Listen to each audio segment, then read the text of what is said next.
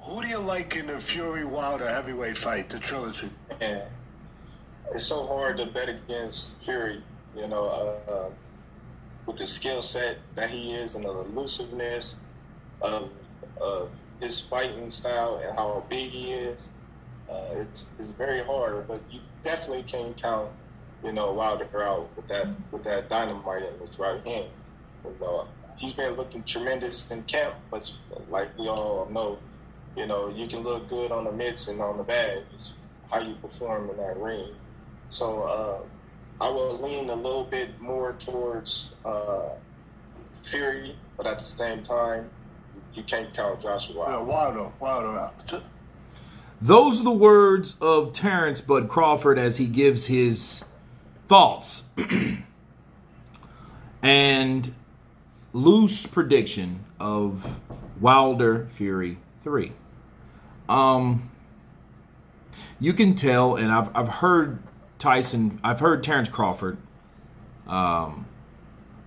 give his thoughts on Deontay Wilder and his relationship with Wilder. He supports Wilder. Even though he's with ESPN, he still backs his fighter, his American fighter, Deontay Wilder. Now, the thing I get from this is he is a realist. We've all seen Wilder make accomplishments as far as training goes. Now, the big question is how much of the training will bleed into the fight? We know how you spar is more than likely how you're going to fight.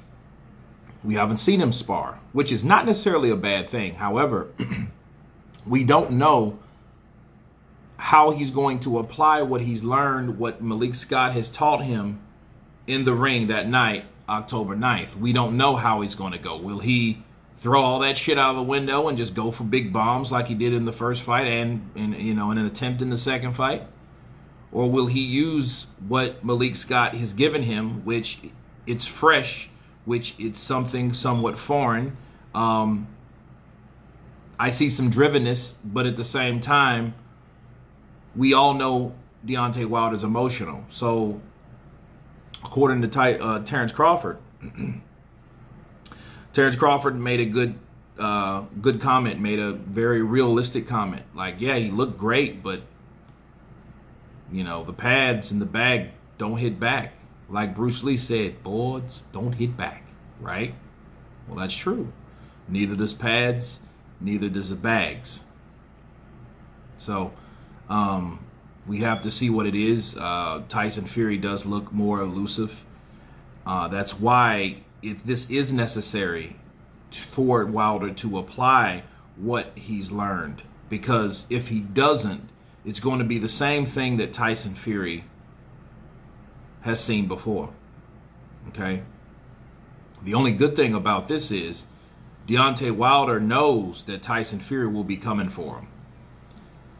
Whether he believes he cheated or not, it has to be some source or some sense of danger coming from Tyson Fury other than his accusations. Why? Because if he just thought Tyson Fury cheated him that much and it was this big conspiracy surrounding Fury, he wouldn't be training as hard as he's doing now. Counterpunch. So you can deny it, you can doubt it, you can say that he cheated or whatever, but what's with this man that he's cheated, that he's training so hard if the other fighters cheated? Okay, so that's something, and then the actions speak louder than words. He can say all day long that Tyson Fury cheated me, but that's not stopping him from training like we've never seen him train before. So it has to be some sense of action or anticipation of what he knows Tyson Fury's going to do. So he has a mindset that this big bastard's going to come at me like he did before. Okay? So I have to take that under advisement. So you know what I mean? So it's kind of a contradiction of someone training like that. And if you just think, oh man, he cheated me, so as long as he don't cheat, I'm going to get my punches off and I'm going to knock his ass out. So it's going to be like the first fight, but a little earlier. Okay? So I think that eliminates itself. But again, Terence Crawford is a guy that supports Wilder. I know people are going to, hey, yeah, well, he's an ESPN fighter. He's supposed to fight ESPN or support ESPN fighters. That's not the case. It doesn't matter what you're in. You look at Andy Ruiz and you look at Canelo. Andy Ruiz is a PBC fighter. That doesn't stop Canelo for supporting him. You know what I'm saying? So, and that didn't stop him from supporting Joshua, because think about it. Canelo and Joshua fight on DAZN, right? For the last 3 years. He didn't come to Saudi Arabia to support Joshua, did he? No, he went to support his guy, Andy Ruiz, even though Andy Ruiz is a PBC fighter fighting on DAZN. Okay, so that should be something that lets you know that it doesn't matter about networks or who you're signed with. You're still going to be that still doesn't stop you as an individual by supporting your fighter. I can go on and on about other guys like Ryan Garcia's with Golden Boy, and Canelo supports Ryan Garcia. You see what I'm saying? So that doesn't have anything to do with Terence Crawford's decision, before anybody starts or whatnot. Terence Crawford is just seeing the skill set of that. Why? Because some of the best fighters know the best. Real recognizes real. Okay? Deontay Wilder, we have to see what he's going to do in the ring. That's why it's so intriguing. He's trained like I've never seen him train before, and that could be a very good thing or a very bad thing. Could be very good for him and very bad for Fury, right? But I think, I'm going to leave you guys with this. As far as Tyson Fury in the press conference, Tyson Fury made a comment that kind of stuck with me. He said, Deontay Wilder is a one-trick pony, and once he gets in the ring and he finds out it's not going to work, he's going to resort back to the same things that he's accustomed to doing.